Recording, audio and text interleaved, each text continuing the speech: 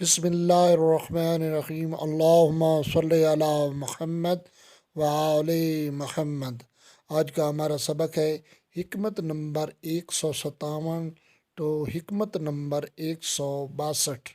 مولا امیر کائنات علی ابن ابی طالب علیہ السلام نے فرمایا، حکمت نمبر 157، اگر تم دیکھو تو تمہیں دیکھا جا چکا ہے، اور اگر تم ہدایت حاصل کرو تو تمہیں ہدایت کی جا چکی ہے، اور اگر سننا چاہو تو تمہیں سنا جا چکا ہے۔ حکمت نمبر 158، اپنے بھائی کو شرمندہ احسان بنا کر سرزنش کرو اور لطف و کرم کے ذریعے سے اس کے شر کو دور کرو۔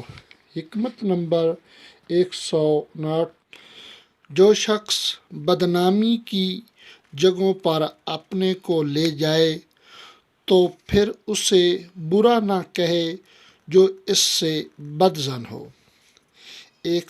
حکمت نمبر 160، جو اقتدار حاصل کر لیتا ہے جانبداری کرنے ہی لگتا ہے۔